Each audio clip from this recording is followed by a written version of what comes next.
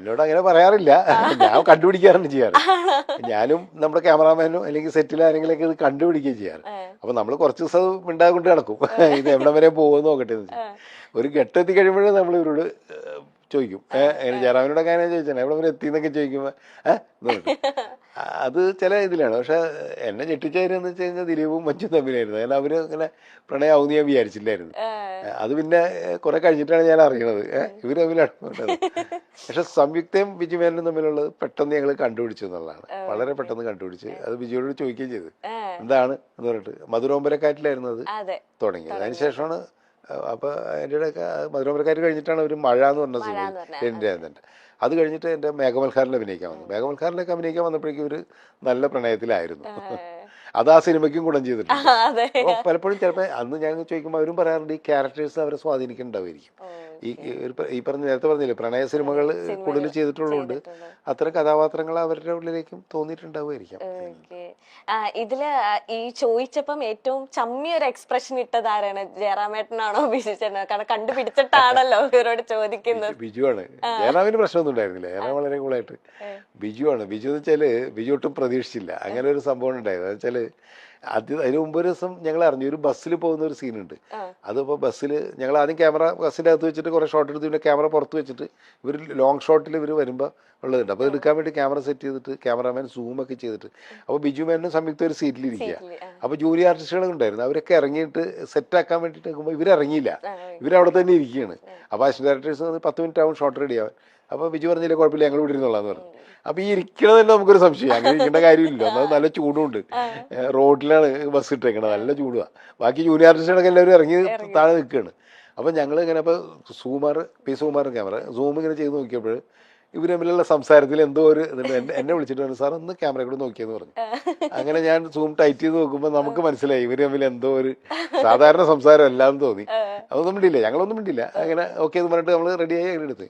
ഇത് കഴിഞ്ഞ് 2 ദിവസം 3 സെറ്റ് കഴിഞ്ഞപ്പോഴാണ് അത് കാറ്റടിക്കുന്ന സീനുണ്ട്. ആ സിനിമ കണ്ടിട്ട് മധുരോമ്പരക്കാരിൽ ക്ലൈമാക്സിൽ കാറ്റടിക്കുന്നുണ്ടല്ലോ.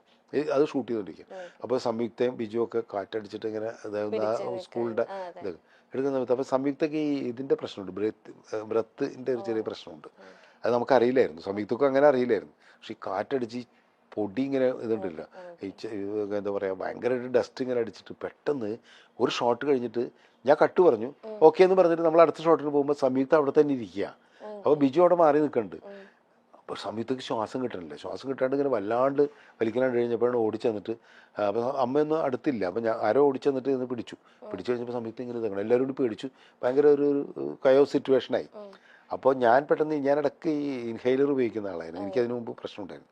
അപ്പോൾ ഞാൻ പറഞ്ഞു ആരെങ്കിലും ഇൻഹെയിലർ ഉണ്ടോ എന്ന് ചോദിച്ചു. അങ്ങനെ വിളിച്ചു ചോദിച്ചു കഴിഞ്ഞപ്പോൾ യൂണിറ്റിലൊരു പയ്യൻ്റെ ഉണ്ടായിരുന്നു. അവന് ഉപയോഗിച്ച ഇൻഹെയിലറാണ്. പക്ഷേ നോക്കിയിട്ട് കാര്യമില്ലല്ലോ. അപ്പം തന്നെ ഇൻഹെയിലർ അടിച്ചു കൊടുത്തു. അവൻ ഓടി വന്നിട്ട് സംയുക്ത ഇൻഹെയിലർ വെച്ച് അടിച്ചു കൊടുത്തപ്പോൾ കുറച്ച് ബ്രത്ത് കിട്ടി.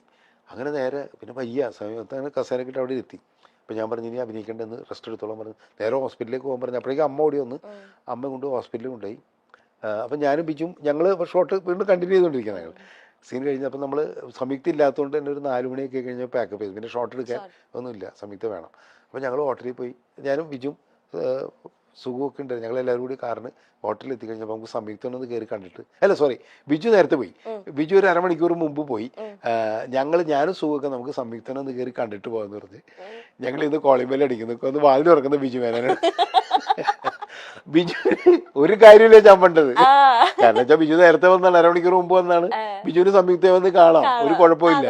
പക്ഷെ ആകെ ചമ്മി മുഖമൊക്കെ മാറി. അപ്പൊ സുഖ ചോദിച്ച് ബിജു എന്തിനാ ചമ്മണത്? അതാണ് പിടിച്ചത്. ഞങ്ങൾ അറിഞ്ഞത് ബിജുവിന് മനസ്സിലാവുന്നത്. അത് കഴിഞ്ഞിട്ട് കുറച്ച് കഴിഞ്ഞപ്പോൾ പുറത്ത് വന്നു കഴിഞ്ഞ് ബിജു സുഖ പറഞ്ഞ് പേടിക്കണ്ട, ഞങ്ങൾക്ക് ഇത് കുറേ ദിവസമായിട്ട് അറിയാം. ഇന്നല്ല ഞങ്ങൾ അറിഞ്ഞത്, കുറേ ദിവസമായിട്ട് അറിയണേ. അപ്പോൾ എന്ന് വെച്ചാൽ സംയുക്തക്ക് എന്തെങ്കിലും പറ്റുമോ അറിയാൻ വേണ്ടിയിട്ട് സ്വാഭാവികമായിട്ടും വരുമല്ലോ. ഹോട്ടലിൽ വന്ന് കണ്ടതാണ് എന്നൊക്കെ പറഞ്ഞ് ബിജു ന്യായീകരിക്കാൻ നോക്കിയതിന്. എന്നെ അറിഞ്ഞ് ന്യായീകരിക്കണ്ട, ഞങ്ങൾ പക്ഷെ ഞാനും സുഖവും അറിഞ്ഞിട്ടുള്ളൂ, ഇനി ആരോടും പറയാനൊന്നും പോണില്ല എന്ന് പറഞ്ഞ് അങ്ങനെ കൊണ്ടു കിടന്നു നിങ്ങൾ കുറേ ദിവസം. പക്ഷെ ബാക്കി എല്ലാവരും കുറേശ്ശെ കണ്ടുപിടിച്ചത് കുറച്ച് ദിവസമായിട്ട്. അന്ന് മൊബൈൽ ഇല്ലാത്തതുകൊണ്ട് മൊബൈല് മധുരോമ്പരക്കാരുടെ സമയത്ത് വന്നിട്ടുണ്ട്. പക്ഷെ ഇങ്ങനെ വാട്സാപ്പ് ഒന്നും ഇല്ലാത്തതുകൊണ്ട് ചാറ്റ് ചെയ്യണ പരിപാടിയൊന്നും വന്നില്ലല്ലോ. അല്ലെങ്കിൽ അവരങ്ങനെ ചെയ്യുമായിരുന്നു. ഇപ്പോഴും എനിക്ക് തോന്നുന്നു ഞാൻ ഇപ്പോഴും TV വന്നാലും അല്ലെങ്കിൽ എന്തെങ്കിലുമൊക്കെ നമ്മൾ ഒന്ന് ബോറടിച്ചിരിക്കുമ്പോൾ ഇപ്പോഴും യൂട്യൂബിലായാലും സെർച്ച് ചെയ്ത് കാണുന്ന ഒരു പടങ്ങളിലോ കൂട്ടത്തിലുള്ളതാണ് സ്വപ്നക്കൂട്. ഇപ്പോഴും ഈ ഒരു ജനറേഷനിൽ പെട്ട ആൾക്കാർക്കായാലും ഭയങ്കര ഇഷ്ടമാണ് ആ പടം കാണാനായിട്ട്. ആ ഒരു എന്താ ഇപ്പോഴും ആ ഒരു വൈബുണ്ട്. അത് ആ ഒരു കുറച്ച് നാൾ മുന്നേ പിടിച്ചു വെച്ചാണെന്നറിയില്ല, ആ ഒരു ഫ്രണ്ട്ഷിപ്പ്, ആ ഒരു പ്രണയം നല്ല രസമാണ് സ്വപ്നക്കൂട് കണ്ടിരിക്കാനായിട്ട്. അതുപോലെ തന്നെ പോണ്ടിച്ചേരി ഇത്രയും ഭംഗിക്ക് ഇപ്പോഴും കുട്ടികൾ സ്റ്റോറീസ് ഒക്കെ ഇപ്പൊ റീൽസിലൊക്കെ പോണ്ടിച്ചേരി ഇടുമ്പോ സ്വപ്നക്കൂടത്തെ പാട്ടല്ലാണ്ട് ആരും അവിടെ പോയിട്ടുണ്ടെങ്കിൽ ഇടത്തില്ല. ഇപ്പോഴും ഞാൻ പറയാം എനിക്കൊന്ന് പോണ്ടിച്ചേരി പോണം, എനിക്ക് സ്വപ്നക്കൂട് കണ്ടപ്പോ തൊട്ടുള്ളതാണ് ആ പൂ കൊടുക്കുന്ന ഇതൊക്കെ. ആ ഒരു ലൊക്കേഷൻ ചൂസ് ചെയ്യാൻ കാരണവും പിന്നെ അങ്ങനത്തെ ഒരു ക്യാരക്ടർ ഒക്കെ മെയ്ഡ് ചെയ്യാൻ ആ ഒരു എങ്ങനെയായിരുന്നു ആ ഒരു ജേർണി? അത് ഞാനും ഇക്ബാൽ കുറ്റിപ്പുറം കൂടിയാണ് അതിൻ്റെ സ്ക്രിപ്റ്റ് എഴുതിയത്. ഗ്രാംഫോൺ എന്ന് പറയുന്ന സിനിമ കഴിഞ്ഞിട്ടാണ് അത് ചെയ്യുന്നത്. അപ്പം ഞങ്ങളിങ്ങനെ ഒരു ഇപ്പോഴത്തെ അന്നത്തെ യൂത്തിൻ്റെ 2004 സ്വപ്നക്കൂട് വന്നത്. ആ സമയത്ത് അങ്ങനത്തെ യൂത്തിനെ വെച്ചിട്ട് അപ്പോഴത്തെ ക്യാമ്പസും കാര്യങ്ങളൊക്കെ വെച്ചാൽ അന്ന് ക്യാമ്പസ് വേണ്ട, ഞാൻ നിറമൊക്കെ ചെയ്തുകൊണ്ട് തന്നെ നമ്മളും നിറം ആ സമയത്ത് തന്നെയാണ് നമ്മൾ കഴിഞ്ഞിട്ടാണ് സ്വപ്നക്കൂട് വരുന്നത്. അപ്പം അതുകൊണ്ട് തന്നെ നമുക്ക് ക്യാമ്പസ് വേണ്ട നമുക്ക്. പക്ഷെ എന്നാൽ അതേ ആ വൈബൊക്കെ ഉള്ള കുട്ടികൾ വേണം. വൈബ് എന്നുള്ള വാക്കൊന്നും അന്നില്ല കേട്ടോ, അതൊക്കെ ഇപ്പോൾ ഒന്നാണ്. അപ്പോൾ ആ രീതിയിലുള്ള കുട്ടികളെയൊക്കെ വെച്ചിട്ട് സിനിമ ചെയ്യണം എന്നുള്ളൊരു ചിന്താഗതിയിലാണ് ഞാനും ഇക്ബാലും കൂടിയും ഇരുന്നിരിക്കുന്നത്.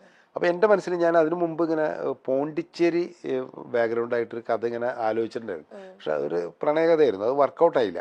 പിന്നീട് നമുക്ക് കഥയൊന്നും മുന്നോട്ട് പോയില്ല. അപ്പം ഞാൻ ഇക്ബാലിനോട് പറഞ്ഞ് ഇങ്ങനെ പോണ്ടിച്ചേരി ബേസ് ചെയ്തിട്ടൊരു സംഭവം എൻ്റെ മനസ്സിൽ നമുക്ക് പോണ്ടിച്ചേരി പിടിച്ചിട്ട് അപ്പം ഞങ്ങൾക്ക് അവിടെ എന്തിനായിരിക്കും ഒരു ചെറുപ്പക്കാരൊക്കെ വന്നിട്ടുണ്ടാവും. അപ്പോൾ ഈ ഹോട്ടൽ മാനേജ്മെൻറ്റ് പഠിക്കാനായിട്ട്. അപ്പോൾ അത് കുഴപ്പമില്ല, മറ്റ് ക്യാമ്പസ് അല്ലല്ലോ എന്നുള്ള വെച്ചാൽ അങ്ങനെയാണ് ഈ കഥയിലേക്ക് എത്തുന്നത്. ഇവർ അവിടെ താമസിക്കുന്ന കാര്യങ്ങളൊക്കെ ഉണ്ട്. അപ്പം ഞങ്ങൾ ഇത് കഥ ഡെവലപ്പ് ചെയ്യാൻ വേണ്ടിയിട്ട് ഞങ്ങൾ ആദ്യം പോണ്ടിച്ചേരി പോയി പ്രൊഡ്യൂസറൊക്കെ ആയിട്ട് ഞങ്ങൾ ലൊക്കേഷൻ കാണാൻ വേണ്ടിയിട്ട് പോയി. അപ്പോൾ പോണ്ടിച്ചേരി സിനിമയിൽ കാണുന്ന അത്രയും ഭംഗിയൊന്നുമില്ല കേട്ടോ.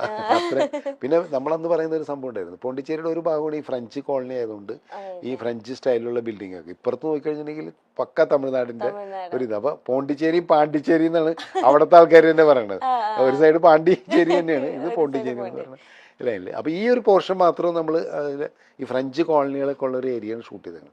പിന്നെ അതിൽ സോങ് എടുത്തിട്ട് ഒന്നും ഉള്ളത് പോണ്ടിച്ചേരിയിലല്ല കേട്ടോ. സോങ് മുഴുവൻ എടുത്തേക്കണത് ഓസ്ട്രേലിയയിലും സ്വിറ്റ്സർലൻഡിലാണ്. ഇപ്പോൾ കറുപ്പിനാട് എല്ലാം പുറത്താണ് എടുത്തേക്കണത്. അപ്പോൾ അതെല്ലാം കൂടി ബ്ലെൻഡ് ചെയ്ത് ചില ഷോട്ടുകൾ പോണ്ടിച്ചേരിയുടെ ഉണ്ട്. അപ്പോൾ അതൊന്നും ജനത്തിന് മനസ്സിലായില്ല, അങ്ങനെ ബ്ലെൻഡ് ചെയ്യാൻ പറ്റിയെന്നുള്ളതാണ് അന്നത്തെ ഒരു യൂത്തിൻ്റെ തമാശ. അതിൽപ്പെട്ടതാണ് ഈ കുഞ്ഞുഞ്ഞെന്ന് പറയുന്ന ക്യാരക്ടർ. പൃഥ്വിരാജിൻ്റെ ആ ക്യാരക്ടർ അതൊരു രസമുള്ളൊരു ക്യാരക്ടർ. എനിക്കും എൻ്റെ സിനിമകളിൽ തന്നെ ഭയങ്കര ഇഷ്ടപ്പെട്ടൊരു ക്യാരക്ടറാണ് കുഞ്ഞു. ഒരു ഇൻഹിബിഷനും ഇല്ലാണ്ട് അയാളുടെ എല്ലാം വിളിച്ചു പറയുകയും ബഹളം ഉണ്ടാക്കുകയും ഒക്കെ ചെയ്യുന്നത്. മീര ജാസ്മിൻ്റെ ക്യാരക്ടറിനോടുള്ള അടുപ്പവും കാര്യങ്ങളും. പക്ഷെ ഒരു ഘട്ടത്തിൽ അയാൾ വല്ലാണ്ട് തകർന്നു വന്നിട്ടുണ്ട്. കാരണം പ്രണയം, വേറെ ആൾ കൂട്ടുകാരൻ പ്രണയിക്കുന്നു എന്ന് പറയുന്ന ഒരു ഘട്ടത്തിൽ അങ്ങനെയൊക്കെ പോകുന്ന ഒരു ഡയമെൻഷനുള്ളൊരു ക്യാരക്ടറായിരുന്നു. പിന്നെ ആ കോമ്പിനേഷൻ ഭയങ്കര രസമുണ്ടായിരുന്നു. കുഞ്ചാക്കോ ബോബനും എല്ലാവരും കൂടി ഉള്ളൊരു കോമ്പിനേഷൻ. പിന്നെ ഭാവനയ്ക്ക് ചെറിയ റോളാണെങ്കിൽ പോലും ഭാവന പൂന്തുവിളയാടിയ പടവും കൂടിയായിരുന്നു അത്. അപ്പം അങ്ങനെയൊക്കെ ഉള്ളൊരു